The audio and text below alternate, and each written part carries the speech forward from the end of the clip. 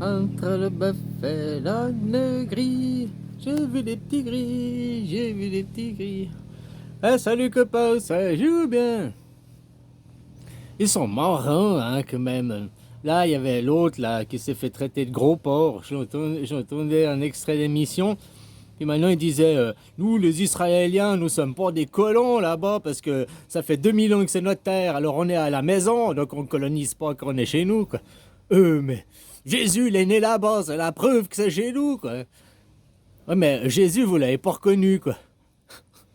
Non, Jésus, on le reconnaît pas comme prophète, mais on reconnaît que c'est un juif, mais c'est pas le prophète des juifs, quoi. Ouais, tu vois, c'est mytho, quoi. Tu sais, je te dis, hein, c'est pour savoir qui a le meilleur Père Noël, quoi. Les religions monothéistes, c'est un culte à l'ego.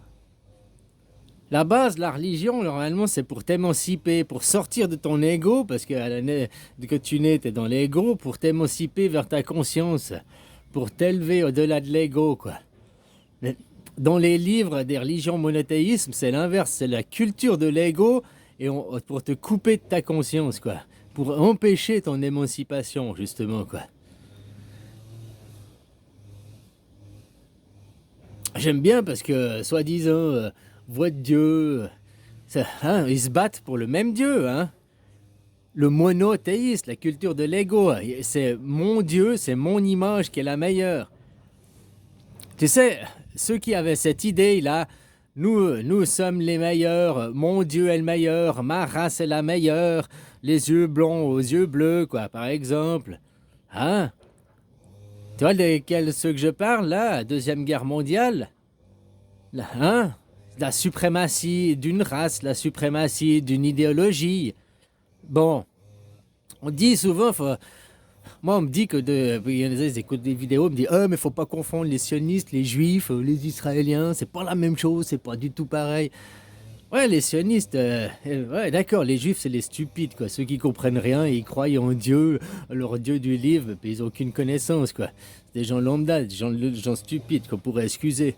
Mais non, non, parce que la base même de leur religion, c'est justement la suprématie. Aujourd'hui, si on a on lui dit t'es un néo-nazi, tu prônes la suprématie, blablabli, blablabla. Mais leur religion est basée sur ça.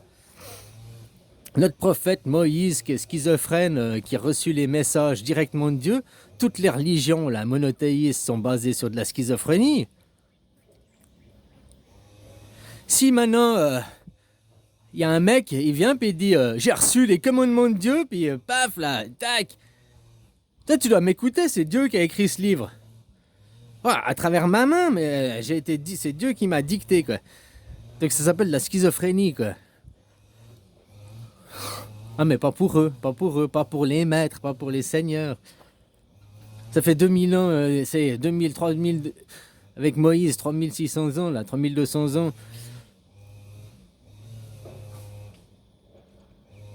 qui pratiquent la même chose, quoi. Ils foutent le bordel pour après se faire passer en martyr, puis oh, c'est pas de notre faute, on est chassé, on est persécuté. Mais ils sèment la caca. Tu sais, un mec qui tous les jours vient, puis te met une claque, puis au bout d'un moment, puis tu lui dis arrête s'il te plaît, arrête s'il te plaît. Un jour, tu lui fous une claque, puis le mec, il va. Toi, les 2 ans ou 18 fois, je sais pas combien de fois qu'il t'a mis une claque avant, t'as pas été porté plainte à la police. Lui, tu l'as mis une claque, enfin, tu l'as même à peine touché, tu l'as fait une grosse peur, et lui a porté plainte, et puis c'est toi qui les emmerdes. Ils fonctionnent comme ça, ces gens. D'abord, ils viennent faire une proposition, puis tu la refuses, ils disent oh, pas de problème. Puis derrière, ils envoient quelqu'un pour te taper la gueule. Puis te dire ah, bah, finalement, ma proposition, ben maintenant, non, je te fais plus une bonne offre, tu t'es fait péter la gueule. Ton pays est en ruine et tout, faut tout reconstruire. T'aurais mieux fait de m'écouter avant, quoi. Ils sont les persécuteurs, les persécutés, ils jouent tous les rôles, quoi. Hein, je suis le berger, au début je suis le berger, je viens te faire une proposition. Ils refusent la proposition, ils envoient un loup, puis après ils reviennent encore en sauveur, en berger encore une fois, quoi. Puis ça ira comme ça jusqu'à ce que les autres ils se plient, hein. Combien de fois ils ont dû aller en Irak pour plier l'Irak? Papa Bush, bébé Bush. Puis ils ont toujours pas réussi à les plier, hein, juste comme ça. Mais pourquoi fallait faire la place dans cette zone là-bas, le Moyen-Orient, l'Irak, puis après aussi la Syrie et tout ça? Il faut dégager la zone pour que eux ils retournent là-bas. Et toi, la six branches. Alors, on me dit, il faut pas confondre les zionistes, les zionistes, les juifs et tout. Mais oui, parce que leur religion même est une soumission. Les religions monothéistes, c'est ça, se battre pour qui a le meilleur Père Noël. Pas s'émanciper, faire confiance à des maîtres. Toute religion, les religions, c'est ça. Et eux, ils prônent. Nous sommes le peuple suprême. Nous sommes les élus de Dieu. Je te dis, les Allemands, ceux qui ont ceux qui ont des paroles comme ça aujourd'hui, on les traite de fachos, de nazis. Mais eux, ils ont le droit d'avoir ces paroles. Puis eux, c'est normal. Eux, c'est juste. Et si tu te dis, mais pourquoi vous faites ça là? Mais c'est raciste que vous dites. Ah, c'est des propos antisémites, t'es un antisémite. Pourquoi l'antisémitisme et puis le racisme, c'est deux poids, deux mesures, c'est pas la même chose. J'ai vu une émission qui expliquait ça, quoi. Avant, c'était la même chose. L'antisémitisme, c'est du racisme. Mais maintenant, ils ont l'islamophobie ou bien l'antisémitisme. Non, c'est séparé. C'est pas la même chose. C'était pas puni de la même façon.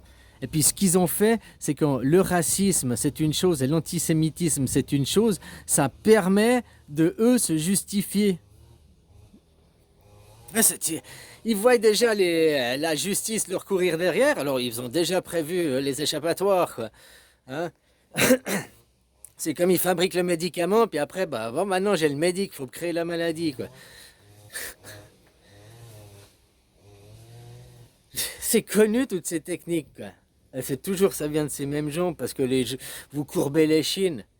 Regarde ton parlement, il dissout l'Assemblée, parce il voulait, vous avez découvert le poteau rose, il y avait 70% de gens qui venaient de cette communauté qui étaient vos dirigeants, vos représentants.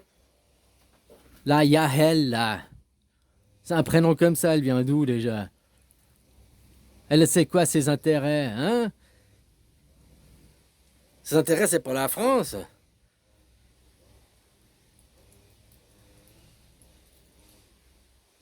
Enfin voilà, les gens, il faut une démocratie directe, il faut faire toujours attention de qui on met au pouvoir après.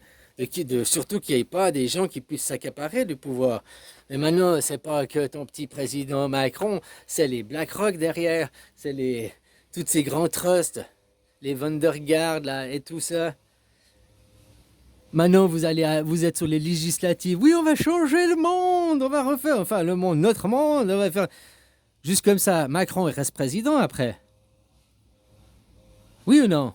Bon, bah, il y a McKinsey, il va débarquer dans le bureau à Macron, il va dire on veut ça. Macron, il va dire d'accord, il va dire 49-3. Et puis voilà, les législatifs, tu t'assois dessus, quoi. Donc, tu comprends ce que je veux dire? C'est qui dirige la France depuis que c'est Macron? C'est McKinsey, quoi, en réalité.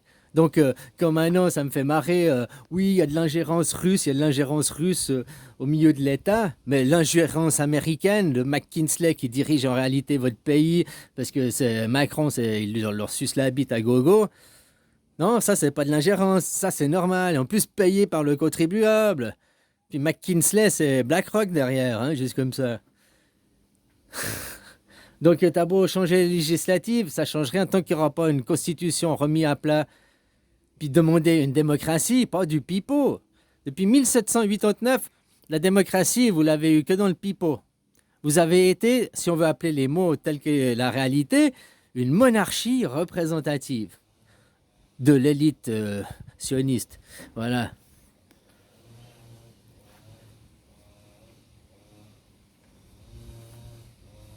Tu reprends pourquoi ils ont fait une deuxième guerre mondiale? Fais pas d'omelette sans casser des œufs, hein? Déjà, ils ont fait une première guerre mondiale pour détruire l'Empire ottoman, quoi. C'était la plus grosse priorité, machin, puis que pour les gens, ils allaient s'installer en Israël. Ils pensaient que les gens, ils suivraient, puis que tout le monde allait faire, parce que c'est la prophétie, tu vois. Puis tout le monde allait, ils ont promis des millions, puis des terres, au premier qui seraient installés là-bas, quoi. Mais personne n'a voulu. Parce que ces familles, elles étaient riches, elles étaient installées, elles étaient des bons commerçants, bien installés. Ils avaient des immeubles, hein. En Europe, ils ne voulaient pas bouger. Alors comment faire pour que ce peuple il bouge? Eh ben, on crée Tonton. Puis Tonton, qu'est-ce qu'il a fait? Il leur a mis un peu la pression, hein, pour que Tonton, au début, il a pas fait il les a pas mis dans les camps de vacances. Au début, il les a renvoyés tous en Israël. Déportation, déportation, déportation, jusqu'à ce que le gars là-bas, il a dit, hey, tu nous fais chier, quoi. Non, on les veut plus, hein. Ah, voilà, quoi. Alors après, il a dû faire différemment, quoi. Mais on fait pas d'omelette se casser des œufs. Les plus riches de ces familles, ils ont pas été touchés. Ils ont même gagné des sous, hein. Les banquiers comme... comment il s'appelle, là? Oh, j'oublie toujours son nom, quoi.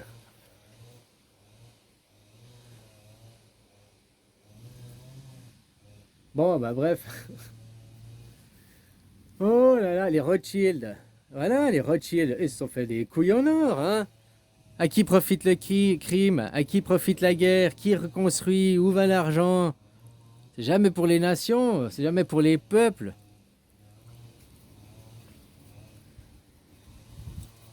Faut vous lever maintenant, c'est ça, hein. Le monde, faut qu'il se lève. Comme je te dis, inspire-toi de la Suisse, mais la Suisse, on sait la corruption des lobbies. Après, il faut faire qu'en sorte que les lobbies aient moins de pouvoir, moins d'influence au sein des parlements. Puis surtout aussi que des votations en Suisse, ils nous ont à l'usure. On fait voter aujourd'hui, ça passe pas, ils remettent dans 6 mois ou dans un an. Ils vont faire ça pendant 2, 3 ans jusqu'à ce ils vont nous avoir à l'usure. Puis si au bout de 3 ans, ils voient que ça passe pas, après ils vont faire un truc cheval de Troie, quoi. C'est-à-dire qu'ils vont proposer quelque chose que tout le monde veut, mais à l'intérieur, il y aura ce qu'on veut pas depuis 3 ans. Puis ce sera, ah, vous voulez une augmentation de 200 euros de votre salaire, 200 francs de votre salaire, d'accord, mais il faut accepter ce que ça fait 3 ans que vous refusez, quoi. Puis comme ça, tu sais, ils te prennent à la gorge différemment, quoi.